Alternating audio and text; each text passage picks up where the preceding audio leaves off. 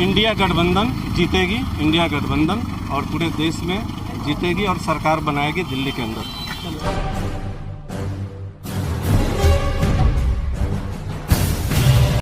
नमस्कार, आप देख रहे हैं एमएच। जिस तरह से फारूक से जो शिवहर में इनका आगमन हुआ है, इनके दीवानों को देखकर सर, जिस तरह से आपका आगमन शिवहर में हुआ, जिस तरह आपको स्वागत किया गया है कि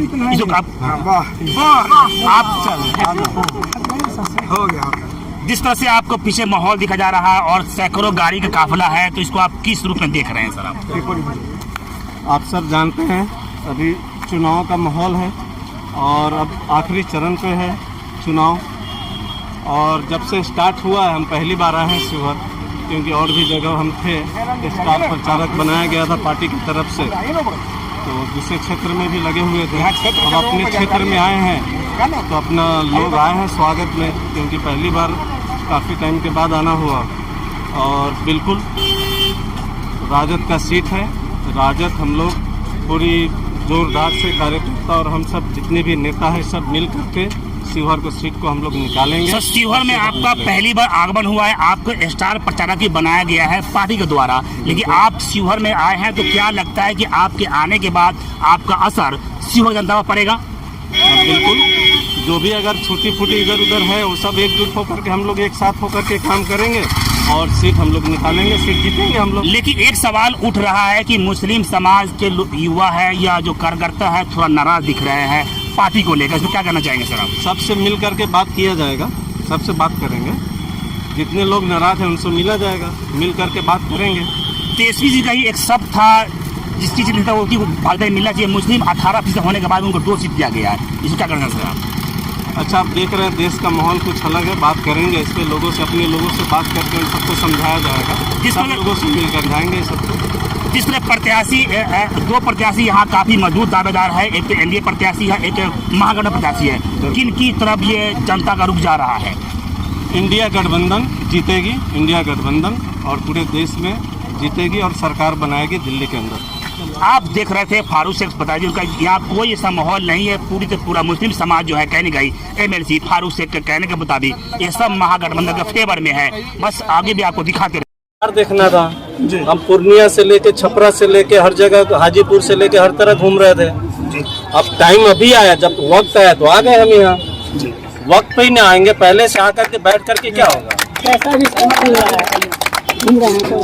रेस्पॉन्स बहुत अच्छा है। रेस्पॉन्स की जरूरत कहाँ है भाई? इतना मजबूती से हम लोग पहले से संगठन से लेकर के जमीन पे एक एक व्यक्ति को, कोई संगठन दूसरा है ही नहीं राजद के अलावा।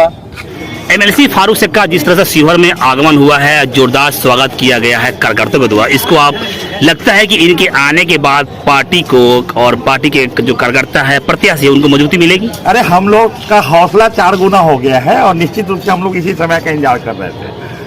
थोड़ा सा आपको लगा होगा कि देर हुआ है, लेकिन देर हुआ है दुरुस्त हुआ है। और फारूक शेख के शिवहर आने से और कैंपिंग कर देने से आप समझ लीजिए पूरे लोकसभा क्षेत्र में हम लोग की ताकत 4 गुना हुई है। और इससे आपको परिणाम तो खैर दिख ही रहा है, अंतर कितना बड़ा होने वाला है ये हम आपको अब देखना पड़ेगा। कुछ मजबूती मिली है आपको? पार्टी को मिली है। पार्टी से अलग भी जो लोग फारूक शेख से जुड़े हुए हैं, जैसे मैं किसी दल में नहीं हूँ, फिर भी मजबूती मिली है। और राजद को तो पूर्ण मजबूती मिली है फारूक शेख के यहाँ शिवहर आगमन से। पूरा ऋतुमय हो चुका है शिवहर, और आपने देखा होगा प्रकृति भी साथ देने लगा है, बारिशें हो रही है लगातार और मौसम ठंडा हो रहा है, मौसम ऋतुमय हो रहा है। तो ये शिवहर ऋतुमय, देखिए शिवहर है। और शिवहर के संबंध में इतना तो कहा जा सकता है, पार्टी को लेकर जो भी कहें, इन्होंने अपने पार्टी के आधार पर स्टेटमेंट दिया है। इस बार पूरा शिवहर जो है ऋतुमय है। लेकिन एक चीज और कहना है कि अगर आप बात करेंगे, शिवहर में रहते हैं तो सुबह उठ के 2 नाम तो लिया ही जा सकता है। एक नाम पंडित रघुनाथ झा जी का, जिनके कारण ये शिवहर हुआ, और दूसरा लालू यादव का, जिसने आके यहाँ फीता काटा था जिला का। तो दूसरी बात, बाकी यहाँ कोई मायने नहीं रख रहा। इस बार यहाँ भाजपा भी ऋतुमय है, जदयू भी ऋतुमय है और आरजेडी तो ऋतुमय है ही है, और पूरा शिवहर ऋतुमय। ऐसे कार्यकर्ता आप काफी दूर से ट्रैवल करते हुए आ रहे हैं, उनके साथ आ रहे हैं, तो किस तरह का माहौल देखा आपने जनता को जो है? देखिए, फारूक शेख जी जमीनी नेता हैं। हिंदू, मुस्लिम, सिख, ईसाई हर धर्म के लोग उनसे जुड़े हुए हैं। और हम लोग उम्मीद कर रहे थे कि फारूक शेख जी आएंगे तो हम लोग और जोश से आगे बढ़ेंगे। लेकिन आला कमान का जो भी आदेश आया, हम सब उनके आदेश पर चल रहे हैं। और सबसे बड़ी बात है कि हमारे एमएलसी साहब का ये आदेश है कि देश के संविधान को बचाना है। और बढ़ती महंगाई और बढ़ती बेरोजगारी, डिप्लोमा होने के बाद भी जो इस देश में रोजगार नहीं है, और जिस तरह से लोकतंत्र की हत्या हो रही है, और दलितों को, ओबीसी को, एससी एसटी और माइनॉरिटी के साथ जो नरेंद्र मोदी की सरकार ने एक तरफा दुर्व्यवहार किया है, लोकसभा हो या राज्यसभा हो, और एक भी टिकट नहीं दिया गया है पूरे इंडिया में जो है ना माइनॉरिटी को, जो बीजेपी की तरफ से। तो ये साफ संदेश है बीजेपी का कि हम इस देश को हिटलर शाही बनाना चाहते हैं, और ये देश बाबा साहब के, भीमराव अंबेडकर के जो ना दिए हुए संविधान से चलेगा न।